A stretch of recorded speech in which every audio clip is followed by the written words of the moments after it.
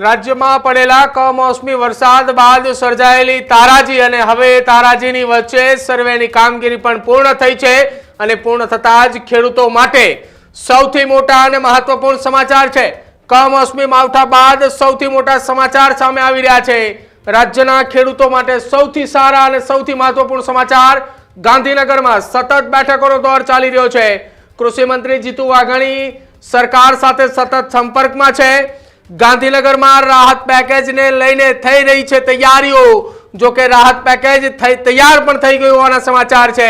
મુખ્યમંત્રી ભૂપેન્દ્ર પટેલની ગાંધીનગરમાં બેક ટુ બેક બેઠકો મળી રહી છે। આખા દેશમાં પ્રથમ વખત આટલે ઝડપી સહાય પેકેજ જાહેર થવાની એ સૌથી પહેલા ગુજરાતની અંદર થશે। માત્ર 3 જ દિવસમાં પંચકામ કરીને સહાય પેકેજ એ જાહેર કરવામાં આવશે। મોટા ભાગના જિલ્લામાં સર્વેની કામગીરી પૂર્ણતાના આરે છે। વિપરીત પરિસ્થિતિમાં ખેડૂતોની પડખે એ રાજ્ય સરકાર ઊભી રહી છે।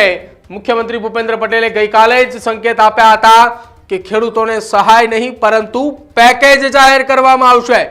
ટ્વીટ કરીને મુખ્યમંત્રી ભૂપેન્દ્ર પટેલે સંકેતો આપ્યા હતા કે ધરતીપુત્રોના હિતમાં સર્વોચ્ચ પ્રાધાન્ય રાજ્યની સરકાર આપશે। સાથે જ નુકસાનીની સમીક્ષા સર્વેની કામગીરી પ્રગતિ પર હોવાની વાત રાજ્યના મુખ્યમંત્રી દ્વારા કરવામાં આવી હતી।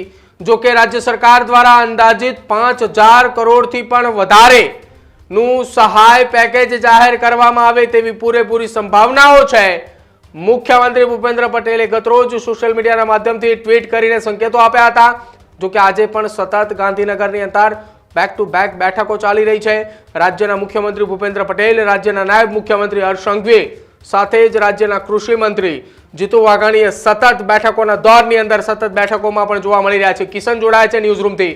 કિશન, રાજ્ય સરકારે 5000 કરોડ કરતા પણ વધારેની માતબર રકમનું એક પેકેજ જાહેર કરે તેવી શક્યતાઓ છે અને સાથે જ આજે વહેલી સવારથી જ ગાંધીનગરમાં બેક ટુ બેક બેઠકો ચાલી રહી છે।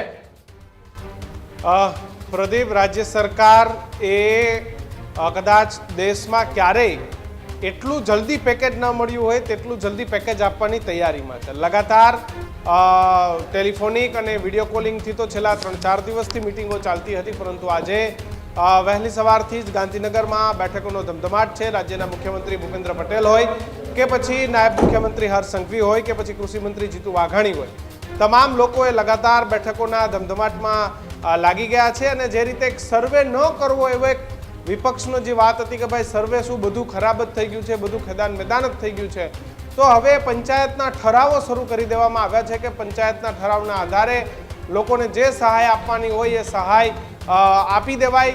વાત એવી છે કે 5 થી 7000 કરોડ રૂપિયાનું આ પેકેજ હશે। જો નુકસાની છે ખૂબ મોટી છે, નુકસાનીનો આંકડો માપી શકાય એવો જ નથી। મોટા ભાગના ખેડૂતો જેને મગફળી અને કપાસ વાવ્યા હતા એ ખેડૂતો પાયમાલ થઈ ગયા છે। જે ખેતરોમાં ઊભા પાક હતા એને પાક લણાઈ ગયા હતા અથવા લણવાના હતા અથવા તૈયાર થઈને ખેતરમાં સુકાવા માટે હતા, એ તમામ પાકો ક્યાંક પાણીમાં તણાઈ ગયા છે। ઘણા ખેડૂતોને તો એવું નુકસાન છે કે જેને કંઈ જ હાથમાં નથી આવ્યું। મગફળી એક એવો પાક છે જે મગફળી જે ખેતરમાં થાય છે તેને હાર્વેસ્ટ કર્યા બાદ મગફળી એ ખેતરમાં રહી પણ જાય છે તો ખેડૂતો એને મજૂરોથી વીણતા હોય છે, પોતે મહેનત કરીને વીણતા હોય છે। એ મગફળી બિલકુલ નષ્ટ થઈ ગઈ છે। સાથે જ જે મગફળીમાંથી જે પાલો ભૂકો જેને કહે છે એ જે ઘાસચારો છે એ પણ નષ્ટ થઈ ગયો છે। એટલે ખૂબ મોટી નુકસાની છે। એવામાં 5 થી 7000 કરોડ રૂપિયાનું જે પેકેજ છે એ પેકેજ આપવામાં આવશે અને પંચાયતોના ઠરાવ થઈ ગયા છે મોટા ભાગમાં। આજે અથવા કાલે સર્વે એટલે કે જે ઠરાવો છે એ ઠરાવો પૂર્ણ થઈ જશે અને 1 અઠવાડિયાની અંદર ખેડૂતોને પૈસા કેવી રીતે મળી શકે તેના માટે થઈ અને રાજ્ય સરકાર એ બેઠકો કરી રહી છે। એની બેંકો સાથેનું જે જોડાણ હોય કે પછી સહકારી મંડળીઓ સાથેનું જોડાણ હોય, તમામ જગ્યાએ ખેડૂતોને તેમના જ ખાતામાં ત્વરિત પૈસા મળી જાય એના માટે થઈ અને રાજ્ય સરકારે ચિંતિત છે।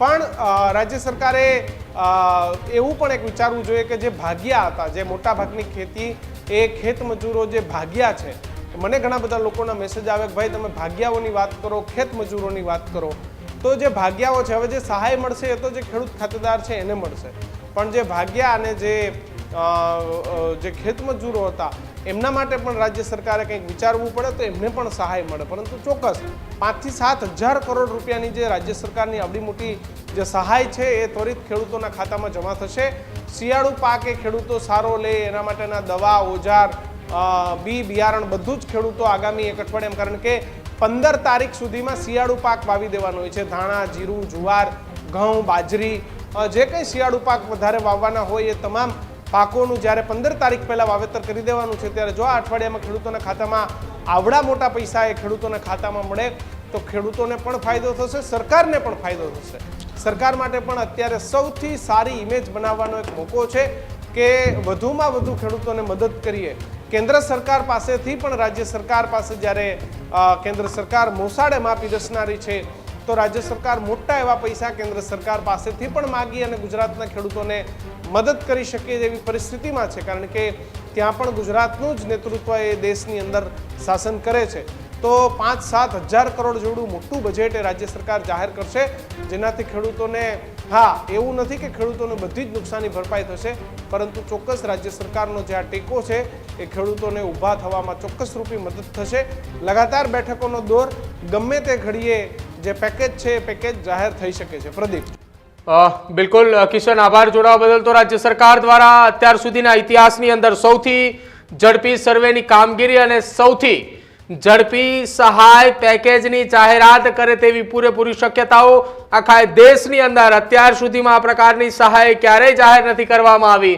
સર્વે નહીં, પરંતુ માત્ર ને માત્ર પંચકામ કરી, અને પંચકામ પણ રાજ્યના મોટા ભાગના જિલ્લાઓની અંદર લગભગ 80% કરતાં પણ વધારે કામકાજ પૂર્ણ થઈ ચૂક્યું છે.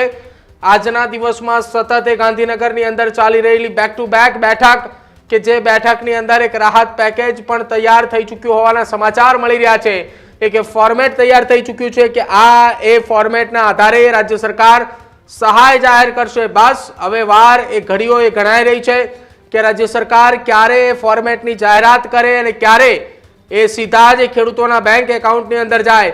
પરંતુ જે પ્રમાણે કિશને કહ્યું કે ન માત્ર ખેડૂત ખાતેદાર, પરંતુ એ ભાગ્યાઓનું પણ રાજ્ય સરકારે એ વિચારવું જોઈએ, એ ખેત મજૂરોનું પણ રાજ્ય સરકારે વિચારવું જોઈએ, કેમ કે આમાં એ સૌથી વધુ નુકસાન એ જે પ્રમાણે ખેડૂત ખાતેદારને થયું છે એ જ રીતે એ ખેતી વાવનાર એ ભાગ્યાઓ અને સાથે જ ખેત મજૂર કરનાર એ મજૂરો જે છે તેમને પણ એટલું જ નુકસાન થયું છે. સતત એ ન્યૂઝરૂમને એ ફોન કોલ, એ જે ભાગ્યાઓ છે કે જે ખેડૂતોએ મજૂરીના ભાવે જમીન ખેડૂત ખાતેદારની રાખીને જે વાવી રહ્યા છે, તેમના પણ સતત એ ફોન કોલ્સ આવી રહ્યા છે. અમને પણ સહાયની થાય એ પ્રકારની માંગ તેઓ પણ લગાવી રહ્યા છે. ત્યારે હવે રાજ્ય સરકારના ત્વરિત નિર્ણયને ખેડૂતો કઈ રીતે જુએ છે એ પણ જોવાનું રહેશે.